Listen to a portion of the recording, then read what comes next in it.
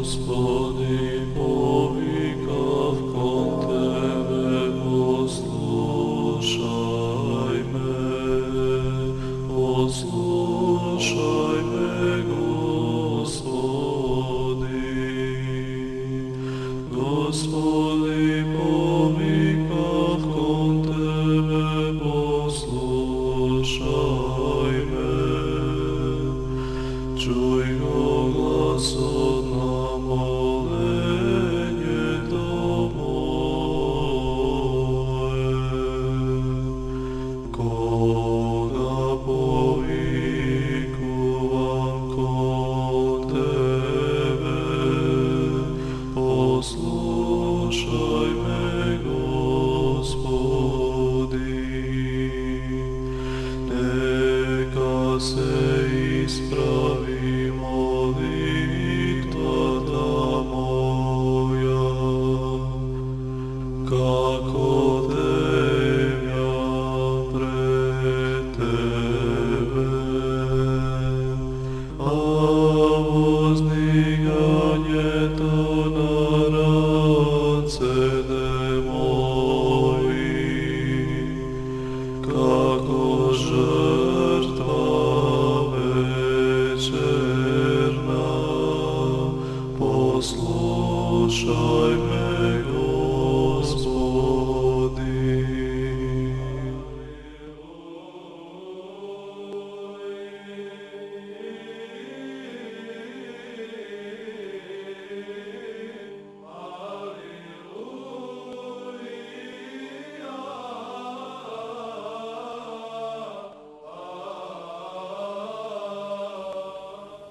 Денес го празнуваме соборот на Пресветата Владичица и Дева, Мајката Божја Марија. На вториот ден на Божик, кој што не се чествува, драги мои, како Великденот во 3 дена, туку се посебни засебни празници, христијанската црква и оддава слава и пофалба на Пресветата Богородица, која го родила Господа и Спасителот наш Исус Христос. Нејзиниот собор се нарекува ова празнување токму затоа што на тој ден верниците се собираат да ја прослават неа, Мајката Богородица, и многу свечено и соборно и се служи во нејзина чест. Во Охрид, градот, новиот и наш Ерусалим, од старин имало обичај во пресрет на вториот ден од празникот Божик, вечерната да се служи само во црквата Света Богородица, наречена челница, и свештенството со народот овде соборно да ја прославува Пречистата Богородица. Денес е и денот кога го празнуваме споменот на бегството во Египет. Источните мудреци, звездарите се поклониле на Господа во Витлеем и се упатиле по наредбата од ангелот по друг пат за својата татковина, а Ирод, лошиот цар, намислил да ги убие сите деца во Витлеем јудејски. Бог ја видел таа Иродова намера, па му го пратил својот ангел на Јосиф. Ангелот Божји му се јавил на Јосифа на сон и му заповедал да го зеде младенецот и мајка му и да бегаат во Египет. Јосиф така и направил. И кога го зел божествениот младенец и неговата мајка, Пресветата Владичица наша Богородица, тој се упатил право во Назарет, каде ги средил своите домашни работи и со себе го зел својот син Јаков, па потоа и отишле во Египет. И така се исполниле пророчките зборови.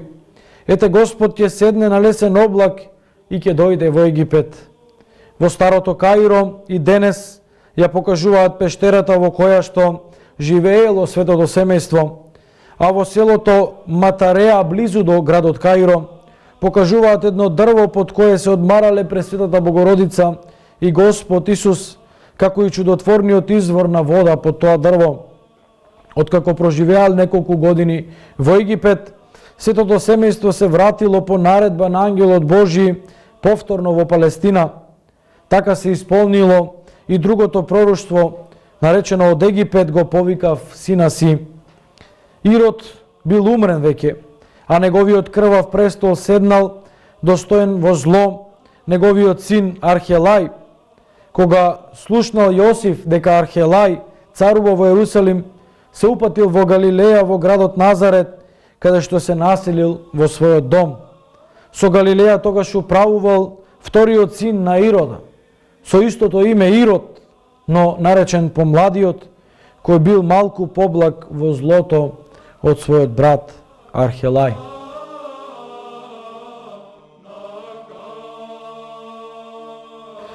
Марија пак рече: еве ја слугинката Господова. Колку блажени зборови, драги мои, во денешната поука за мајката Божја, мајката на целата вселена, која што во својата мала утрова го смести оној кој што не можеа ниту небото, ниту земјата да го сместат. Навистина, браќа, еве ја слугинката Господова. Ако е слугинка она која својата волја ја заменила потполно со волјата на својот Господ, тогаш Пресветата Дева е прва помеѓу сите Господови слугинки. Ако е слугинка она која со напрегнатно и сецелно внимание го гледа својот Господар, тогаш Пресветата Дева пак е првата помеѓу слугинките Господови.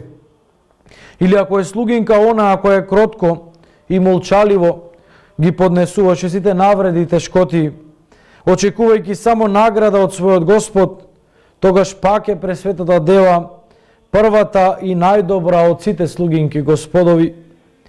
Не и дошло до тоа да му угоди на светот, туку на Бога.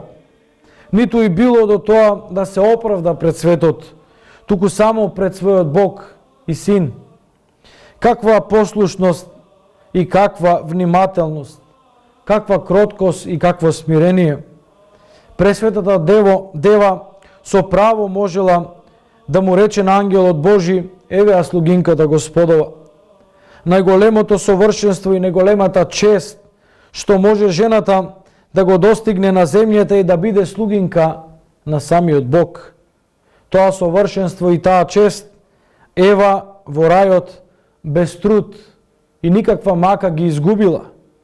Но тоа совршенство и таа чест Пресветата Дева со труд и со голема мака надвор од рајот ги здобила и не повратила нас во вечниот рај.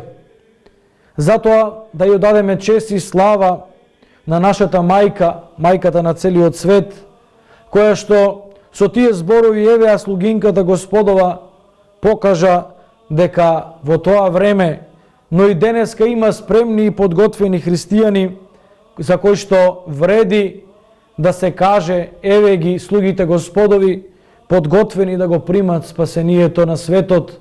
Еве ги слугите Господови кои што се подготвени повторно да ги отворат вратите на рајот. Затоа по нејзините молитви: Господи Исусе Христе, помилуј не и спаси не нас. На Тебе слава и вечна пофалба во сите векови. Амин.